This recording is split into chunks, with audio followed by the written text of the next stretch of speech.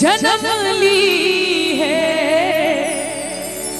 जग जननी सिया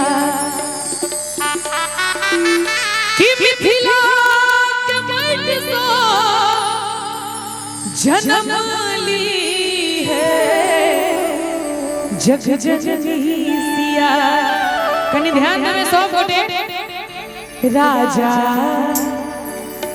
राजा जनक जी के बनली दिया जग जननी सिया। राजा जनक जी के बनली दिया जग जननी सिया। मिथिला के मट सो जनमली है जग जननी सिया। मिथिला के मट सो जनमली है जग जननी सिया। राजा राजा जनक जी के बनली दिया जग जननी सिया। राजा जनक जी के बनली दिया जग जननी सिया।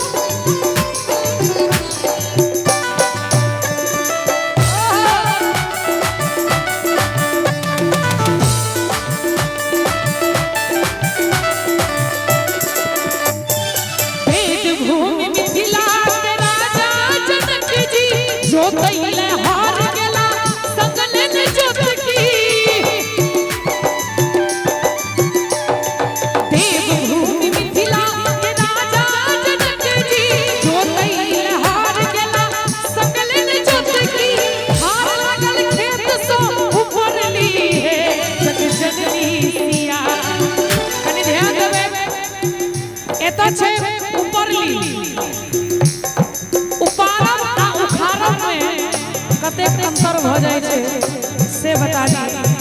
उखाड़ल जाय छै जे बहुत उतर में रहै छै आ उपाड़ल जाय छै जे ऊपरे में रहै छै। तै लिखल की भार लागल खेत सो ऊपर ली है जग जननी सिया। भार लागल खेत सो ऊपर ली है जग जननी सिया। राजा राजा जनक जी के बनली दिया जग जननी सिया।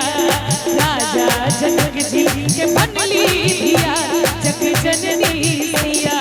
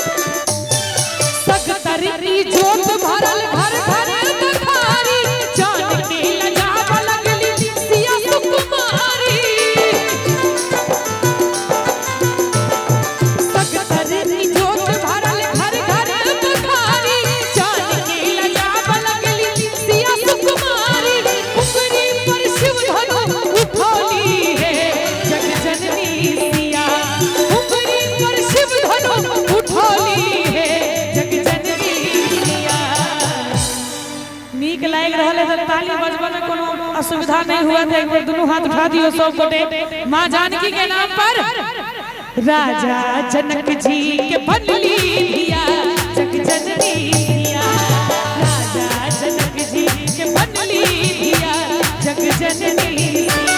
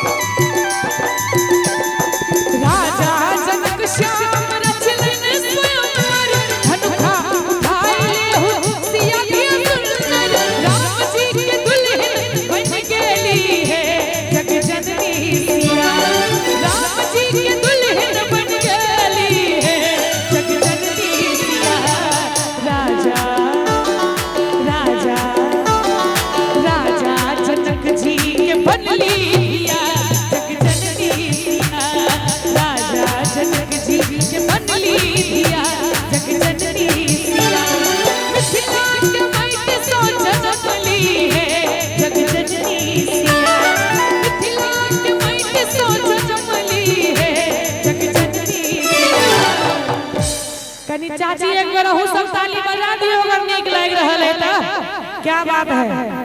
राजा जनक जी के बनली दिया जगजननी सिया, राजा जनक जी के बनली दिया जगजननी सिया, राजा जनक जी के बनली दिया जगजननी सिया, राजा जनक जी के बनली दिया जगजननी सिया, राजा जनक जी के बनली दिया जगजननी सिया, राजा जनक जी के बनली दिया जगजननी सिया।